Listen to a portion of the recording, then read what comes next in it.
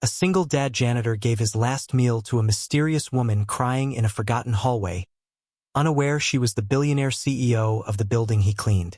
"Will you be my date tonight?" The pounding rain hammered against the ornate arched windows of the Thorn Tower's grand ballroom, a relentless percussion that echoed the frantic thudding in her own chest. Lightning flashed across the sky, illuminating the cavernous space for a split second, casting long, skeletal shadows from the crystal chandeliers before darkness swallowed the room whole again. She was trapped. Amelia Thorne, CEO and architect of a global empire, felt the sterile silence of her penthouse suite pressing in on her, a physical weight that made it hard to breathe. The air, usually scented with faint notes of white tea and jasmine, felt stale, recycled, a perfect metaphor for her life. Tonight was the annual Thorne Foundation Gala, the glittering apex of her professional year, but for her, it was a pilgrimage into the heart of her own private grief. She traced the rim of a forgotten tea cup on the polished marble of the windowsill, her fingers trembling slightly. The reflection in the rain-streaked glass showed a woman she barely recognized. Pale, haunted, her eyes hollow despite the impeccable silk gown that shimmered around her. The gown felt like a costume, a fragile armor against a world that demanded she be commanding, unwavering, and whole. But she was shattered, a mosaic of broken pieces held together by sheer, brittle will. Tonight, Beatrice would be there. The name alone was a shard of ice in her gut. Beatrice, her former almost mother-in-law, a woman whose smile was as sharp and cold as polished steel. A woman who looked at Amelia and saw not a grieving fiancé, but a failed investment. A profound, unbearable loneliness washed over her, so potent it felt like drowning. She gasped. The sound was small, lost in the vastness of the room. Downstairs, 50 floors below, the final preparations were being made.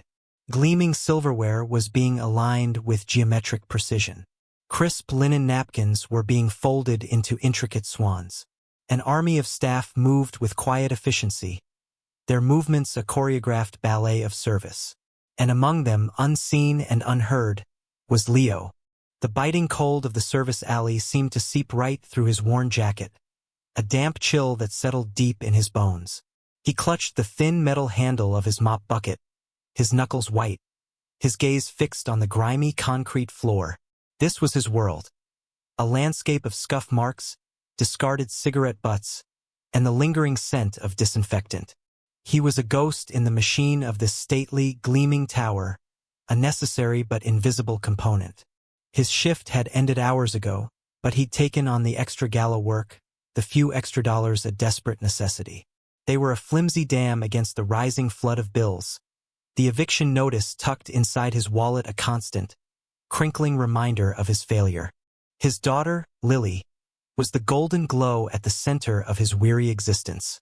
Her laughter was the only music that mattered, her small hand in his the only anchor in his turbulent life. But her cough had returned, a dry, rattling sound that splintered the quiet of their tiny apartment and his heart. The specialist's fees were a mountain he could not climb. Despair was a familiar companion, a heavy fog that clung to him, but tonight it felt particularly suffocating. He straightened his back, a gesture of quiet, dignified resolve. He had to keep going. For her. He pushed the heavy service door open. Total silence. Leo moved through the deserted lower corridors of Thorn Tower, his footsteps echoing in the sterile silence. The main floors were a hive of activity, but down here, in the building's hidden arteries, it was a tomb. His cart squeaked a mournful rhythm against the polished linoleum. He was supposed to be checking the backup generator room, a task no one else wanted on the night of the gala. It was tucked away in a sub-basement, a place most employees didn't even know existed. A flickering light overhead cast long, dancing shadows, making the corridor seem to twist and breathe around him. He turned a corner and froze. Huddled in a small alcove, where old filing cabinets were left to rust, was a figure. A woman. She was sitting on the cold floor, her knees drawn up to her chest, her face buried in her hands. Her shoulders shook with silent, raw sobs. She wore simple, almost threadbare clothes, a gray sweater and dark jeans. a stark contrast to the opulence he knew was unfolding 50 floors above. Her hair was a tangled mess, and she looked utterly, desperately lost. Leo's first instinct was to retreat, to melt back into the shadows. This was a private moment, a pocket of sacred grief he had no right to intrude upon. People with money, people who belonged in this building, didn't come down here to cry. This woman was like him, an outsider, an ache of empathy, sharp and undeniable, pierced through his own exhaustion. He knew that kind of weeping, the kind that happened in silence and darkness when you thought no one in the world could see you. He hesitated. He thought of the meager dinner packed in his worn lunchbox, a small container of leftover chicken and rice, and a thermos of still warm tea. It was all he had until morning, but the sight of her trembling form stirred something deep within him, a selfless instinct that was as much a part of him as his own heartbeat. The narrator inside his head, the one that usually tallied his worries, fell silent, replaced by a simple, unwavering impulse. He didn't know it yet, but this moment would change everything. He approached slowly, his worn work boots making no sound. He cleared his throat gently, so as not to startle her. "Excuse me, miss?" he said, his voice soft. She gasped, her head snapping up. Her eyes, glistening with tears, were wide with alarm and shadowed by a profound sadness that seemed ancient. They were the most haunted eyes he had ever seen. He saw not a threat, but a shattered soul. He knelt, keeping a respectful distance, and held out his lunchbox. "I don't have much," he began, his words sincere and unadorned. "But it's warm, and I have some tea." She stared at the offered food, then back at his face, her expression a mixture of disbelief and confusion. "Why?" Her voice cracked, a mere whisper. He offered a small, weary smile. "Because no one should have to be this cold and hungry alone." He opened the container, the steam rising in the chilly air. He also unwound the worn, but clean, woolen scarf from his own neck. "And this? It's not much, but it might help." He placed the food, the thermos, and the scarf on the floor beside her. He expected her to refuse, to be suspicious of this strange janitor offering his paltry meal. Instead, she just stared at him, her tears having stopped. A single, unspoken question hung in the air between them. Her gaze was so intense, so raw, it felt as if she were looking directly into his soul, seeing all the cracks and worn places, but also the steady, quiet light of his resolve. For a long moment, there was only the sound of the building's hum and their shared breathing. She finally reached out a trembling hand, not for the food, but to lightly touch the sleeve of his jacket, as if to confirm he was real. Her touch was as light as a moth's wing. "Thank you," she breathed, the words thick with an emotion he couldn't name. It was more than gratitude. It was awe. He simply nodded, stood up, and turned to leave, feeling it was the most dignified thing to do. He left her there with his dinner and his only scarf. He was gone. The consequence of his kindness was immediate and mundane. A gnawing hunger settled in his stomach as he finished his rounds, a hollow ache that mirrored the emptiness in his wallet. He was late clocking out, the detour to the sub-basement costing him precious minutes. He had to run to catch the last bus, the cold rain soaking through his thin jacket now that his scarf was gone. When he finally arrived at his second job, cleaning a small downtown office building, his supervisor, a man with a perpetually sour expression, was waiting for him. The reprimand was sharp and dismissive, docking him an hour's pay for his tardiness. Leo didn't argue. He simply took the write-up slip, his shoulders slumping under the added weight. The injustice of it was a bitter pill, but he swallowed it down, his face a mask of quiet endurance. He pushed his mop across endless stretches of tile, his mind replaying the encounter with the mysterious, weeping woman. Who was she? Why was she hidden in the forgotten depths of a building she so clearly didn't belong in? He worried about her, hoping she was safe, hoping the small meal had offered some comfort. He felt a strange connection to her, a shared understanding of quiet desperation that transcended words. When he finally stumbled back to his apartment just before dawn, exhaustion was a physical pain. The small space was cold, the old radiator clanking in protest. He checked on Lily, who was sleeping fitfully, her small chest rattling with each breath.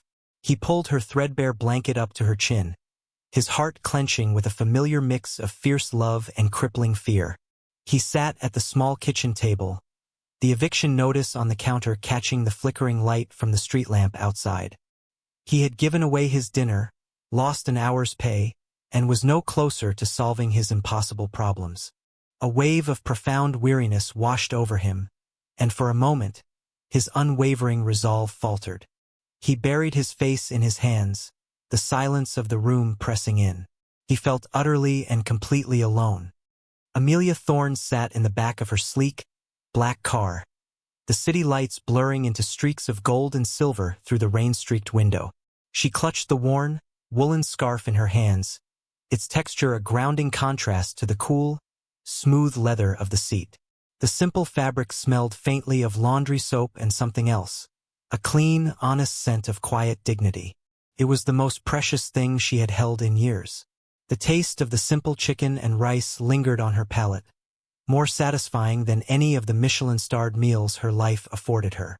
That janitor, that quiet, gentle man with the weary eyes, had shown her more genuine human compassion in 5 minutes than she had received in the 5 years since Richard's death. He had asked for nothing. He had expected nothing. In her world, every interaction was a transaction, every kindness a calculated investment. His selfless act was so pure, so out of place in her cynical reality, that it had felt like a seismic shock, cracking the thick ice that had formed around her heart. It was a flashlight in her cavernous darkness. When she had finally composed herself in that cold, forgotten hallway, he was gone. But he had left behind more than just food and warmth. He had left behind a renewed sense of purpose. Her grief had made her a ghost in her own life, but his simple, profound decency had reminded her that she was still human, that she could still feel. And she felt an undeniable, urgent need to find him, to understand the source of such goodness, and to repay a debt that felt sacred. Upon returning to her penthouse, she didn't sleep. She made a single phone call to her head of security, a man whose loyalty was absolute. "I need you to find someone for me," she said, her voice steady and commanding for the first time in months. "He's a janitor, works the night shift. I don't have a name, just a description." An hour later, an email arrived. A single file. Leo Novak. His employee photo showed the same tired, kind eyes. The file detailed his life of quiet hardship. A widower, a single father to a daughter, Lily, with a chronic respiratory condition. It listed his 2 jobs, his meager salary, and his address. And at the bottom, a scanned copy of a recent eviction notice. A sob caught in Amelia's throat. This man, who was on the verge of losing everything, had given her his last meal. The thought was unbearable. A fierce, protective instinct ignited within her. The world had been cruel to this good man. She would be his miracle. The next morning, Leo found a plain white envelope slipped under his door. Inside was a thick stack of crisp $100 bills, enough to cover 3 months' rent and then some. There was no note. He stared at the money, his heart pounding. He thought it was a mistake, a cruel joke. Later that day, his phone rang. It was the office of Dr. Alistair Finch, the country's leading pediatric pulmonologist, a doctor whose waiting list was years long. The receptionist informed him that an anonymous benefactor had endowed a new treatment program and Lily Novak had been selected as its first patient. All costs would be covered. Leo sank into a chair, his legs suddenly weak. He couldn't speak, tears of disbelief and relief streaming down his face. A few days later, a delivery truck arrived with boxes of groceries, enough to fill his empty pantry and refrigerator for months. Leo was overwhelmed, bewildered. He believed it was the work of a church or a charity, a random act of grace in a harsh world. He had no idea that from the window of a sleek black car parked down the street, a woman with haunted eyes watched him carry the boxes inside, a tender, fragile smile gracing her lips for the first time in years. She was his hidden savior. The night of the Thorne Foundation Gala arrived, an event Amelia had been dreading for months. It was the 5-year anniversary of Richard's passing, and the foundation was honoring his memory. The ballroom was a sea of glittering jewels and false smiles, the air thick with the scent of expensive perfume and unspoken rivalries. Amelia moved through the crowd in a haze, her own smile a carefully constructed mask. Every handshake felt cold, every word of condolence a hollow echo. Her eyes scanned the room, searching for a face she knew wouldn't be there, a habit she couldn't break. Then she saw her, Beatrice Vance, Richard's mother, holding court in the center of the room. She was draped in diamonds, her posture impeccable, her expression one of regal disdain. Their eyes met across the crowded floor, and Beatrice gave a small, cruel smile that didn't reach her cold eyes. The air was stolen from Amelia's lungs. She needed to escape.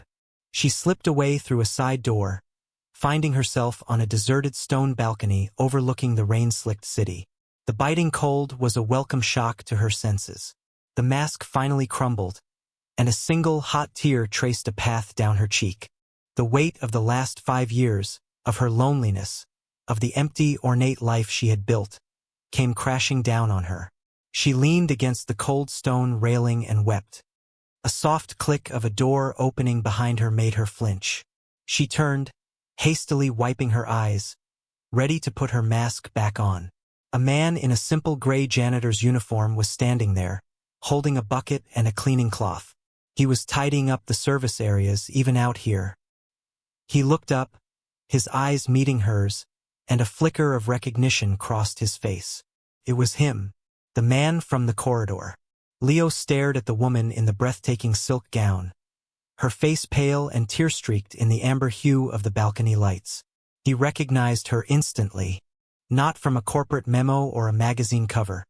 He never paid attention to such things, but from the raw, profound sadness in her eyes. It was the same haunted look he had seen in the sub-basement, only now it was framed by diamonds and silk instead of rust and shadows. He had thought about her often, this mysterious woman, and now here she was, in a world so far removed from his own it might as well be another planet. He didn't know she was Amelia Thorne, the titan of industry, the owner of the very building he cleaned. He just saw the woman, the suffering. "Are you all right, miss?" he asked, his voice the same gentle murmur she remembered. His presence was a quiet, steady anchor in her swirling emotional storm. She shook her head, a fresh wave of despair washing over her. The absurdity of her situation was overwhelming. She had everything, and yet she was completely, utterly alone. In a moment of sheer, desperate impulse, born from a need for one genuine human connection in this night of artifice, she looked straight at him, the janitor with the kindest eyes she had ever seen. The words tumbled out before she could stop them, a plea from the deepest part of her soul. "Will you be my date tonight?" Leo froze. The question was so unexpected, so absurd, that he was certain he had misheard. He, a janitor in a worn uniform, being asked to be the date of this impossibly elegant woman? The gulf between their worlds was not a gap. It was a chasm. I don't understand," he stammered, his cheeks flushing with heat. "I'm just cleaning." She took a small step closer, her gaze unwavering. "I know," she said, her voice soft but laced with a raw urgency. "But you're the only real person I've met all night. Please, I can't go back in there alone." She didn't need to explain who she was, the monster waiting inside. He could see the genuine fear in her eyes. He looked down at his uniform, at his calloused hands. "Look at me. I don't belong in there with them." Amelia's gaze softened with a tenderness that made his heart ache. "You belong more than any of them," she whispered. "You're kind." That simple word, kind, landed with more weight than any compliment he had ever received. It was the core of how he tried to live his life, a virtue he practiced in silence, unseen and unrewarded. And she had seen it. In that moment, he felt a bond with this stranger, a connection forged in a dark hallway over a shared moment of humanity.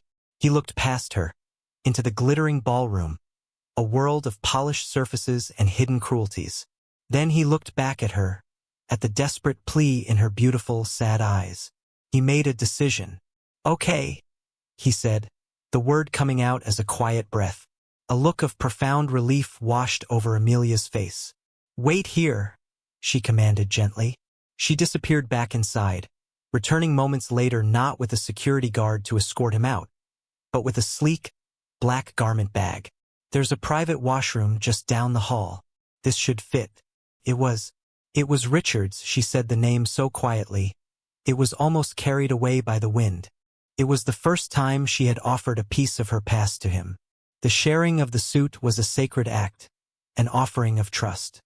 This was their first confession scene, standing on that cold, windswept balcony. As he took the bag, their fingers brushed, a small spark of warmth in the chilly night. "Richard?" he asked softly. She leaned against the railing, her gaze distant. "My fiancé," she said, her voice cracking slightly. "He died 5 years ago. Tonight is in his honor. And his mother is in there. She blames me." The confession was stark, unadorned, and it hit Leo with the force of a physical blow. He suddenly understood the depth of her sorrow, the source of the haunting in her eyes. He felt his own grief rise to the surface, the loss of his wife, Maria, a wound that never truly healed. "I'm sorry," he said, the words feeling horribly inadequate. "My wife, Maria. She passed away 3 years ago." It was very sudden.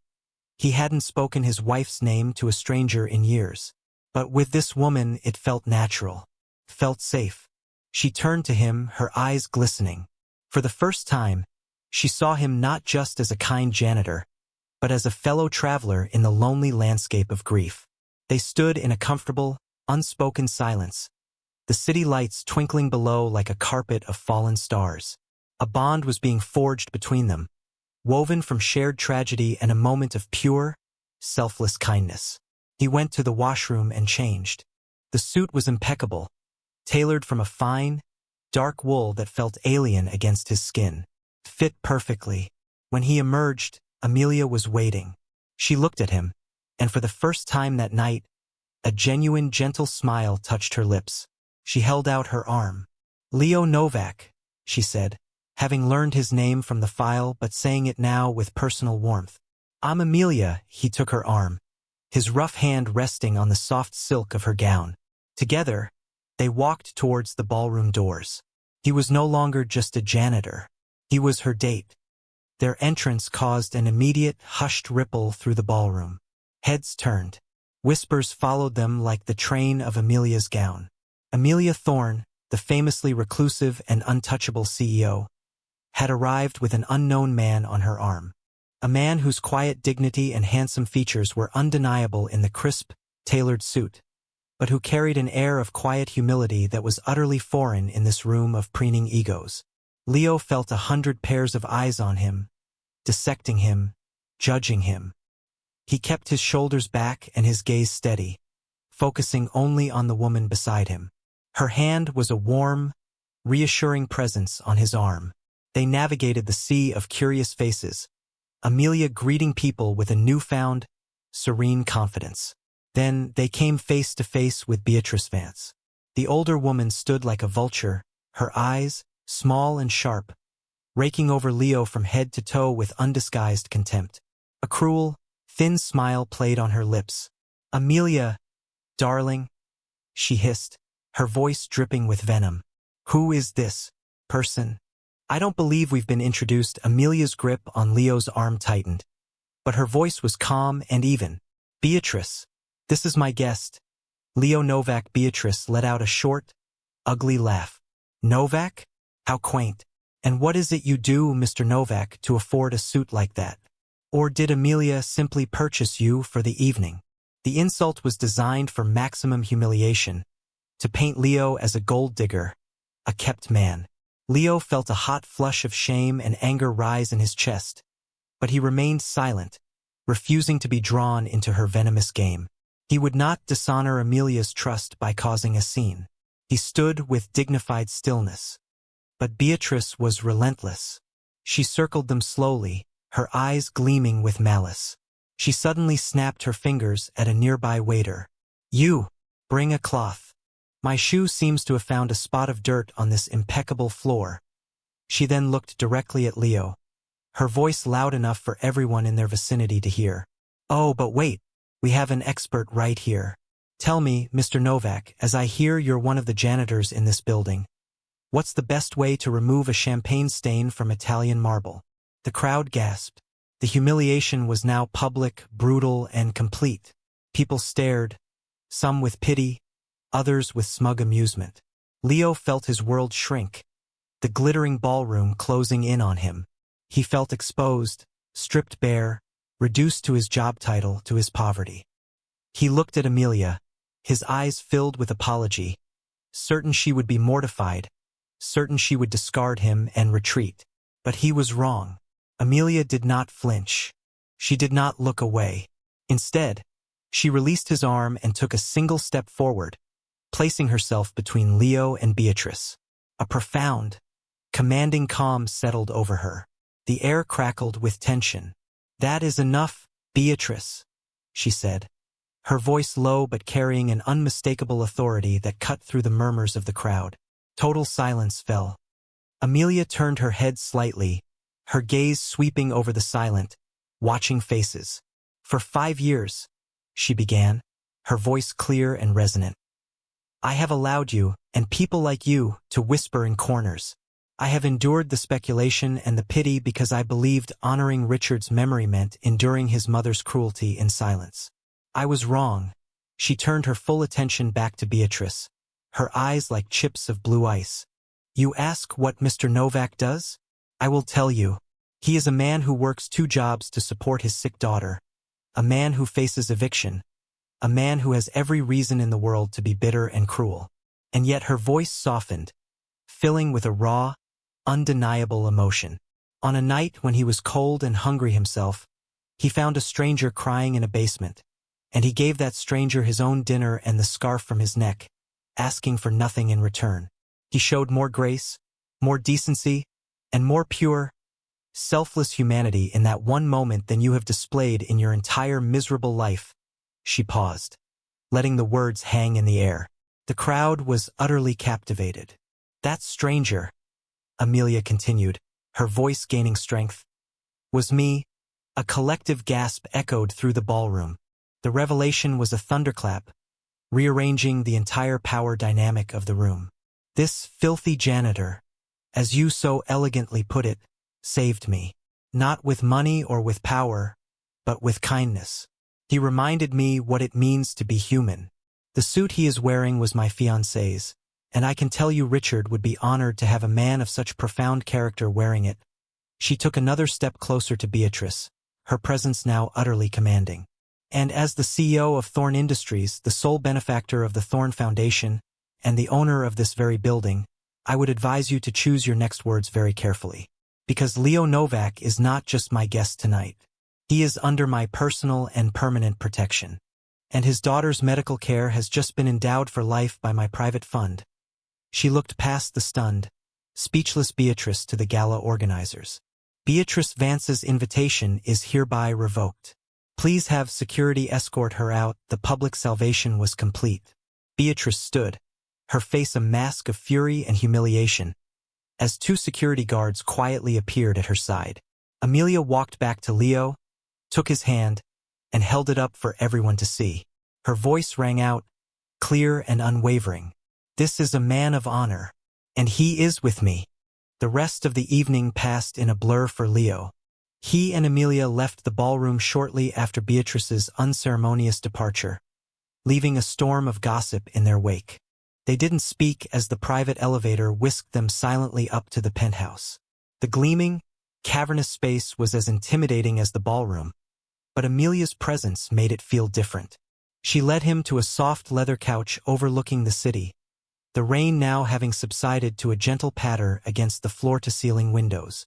The city below was a breathtaking tapestry of light. Amelia disappeared for a moment and returned with 2 mugs of tea, the steam curling into the quiet air. The simple, warm gesture was so reminiscent of his own offering to her that it brought a lump to his throat. She sat beside him, not too close, but near enough that he could feel the warmth radiating from her. "Leo," she began, her voice soft, "the money for your rent. the doctor for Lily, the groceries. That was all me. Leo looked at her, his mind struggling to connect the weeping woman in the basement with this powerful, commanding CEO who had just vanquished her enemies and changed his daughter's life with a few sentences. It was too much to comprehend. Why? He asked, the single word holding all of his confusion and disbelief. Why would you do all that for me? Amelia set her mug down on the polished table, her hands trembling slightly. She looked at him, her eyes stripped of all pretense, leaving only a raw, tender vulnerability. Because you saved me first, she whispered. I was adrift, Leo, drowning in grief. I had built this empire, this fortress of wealth and power around myself, but my heart was dead. For 5 years it's been silent, cold. And then you appeared. She told him everything then. About Richard, their shared dreams, the devastating car accident that had stolen him from her. She spoke of the suffocating loneliness, the feeling of being a ghost in her own life. Everyone wanted something from me, she explained, her voice thick with emotion. My money, my influence, my name. They saw the CEO, the heiress. No one saw the broken woman underneath. But you did. You didn't know who I was. You saw a person in pain, and you offered what little you had without a moment's hesitation. You didn't want anything. That purity, Leo, it was like a defibrillator to my soul. It shocked my heart back to life. As he listened, he understood. He saw the fragile woman beneath the powerful CEO, the shared pain that connected them across the vast social divide. It was his turn to confess. He told her about Maria, about their simple, happy life, about the sudden illness that had taken her. He spoke of his struggles as a single father, the constant fear for Lily, the quiet dignity he tried to maintain in the face of relentless hardship. He spoke of the miracles, the rent money, the doctor, and the overwhelming, humbling gratitude he had felt, never imagining their source. They talked for hours as the city slept below, their stories weaving together, two fractured souls finding solace and understanding in each other.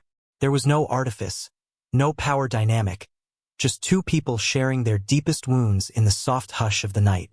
The bond that had started as a spark on a cold balcony had deepened into a profound, undeniable connection. Finally, Amelia reached out and placed her hand over his. Her touch was warm and steady.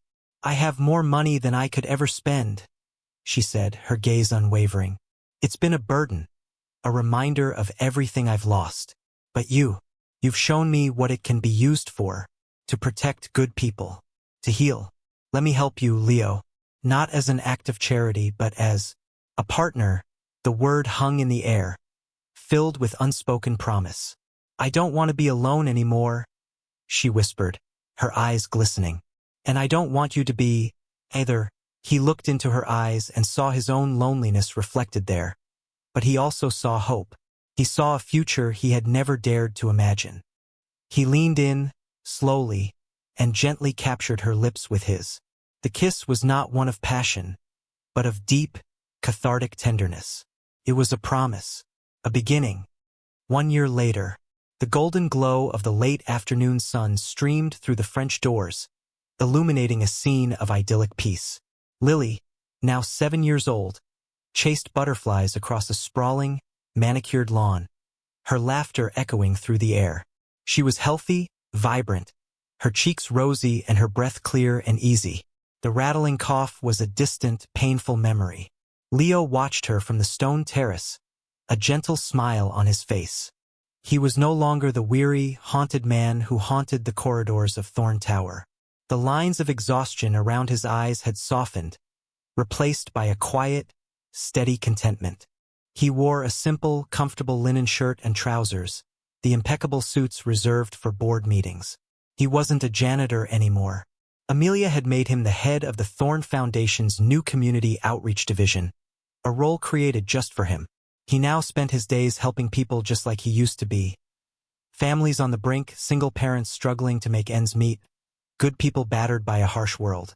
He wielded Amelia's vast resources with the same quiet compassion he had once shown in a basement corridor, changing lives with grants and support programs instead of a cup of tea and a worn scarf. Amelia came up behind him, wrapping her arms around his waist and resting her head on his shoulder. She wore a simple summer dress, her hair loose and flowing. The haunted look in her eyes was gone, replaced by a warm, shimmering light. "She looks happy?" Amelia whispered, her voice filled with a peaceful joy. "We all are," Leo replied, turning to kiss her. Their life together was not one of constant galas and glittering parties. It was a life of quiet moments. Reading stories to Lily before bed, cooking dinner together in their warm, spacious kitchen, walking hand in hand through the gardens.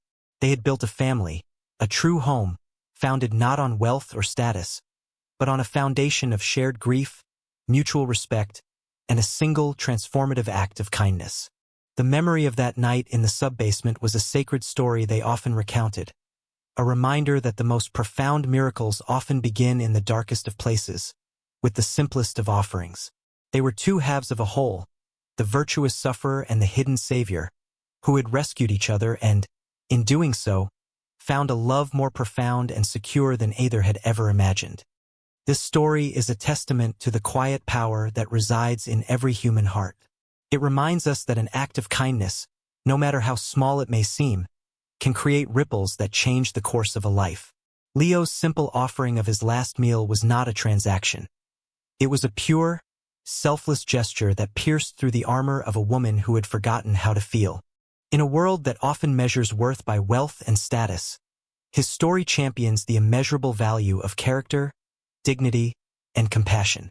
It is a fable for our times, showing that true salvation is not found in what we have, but in what we are willing to give.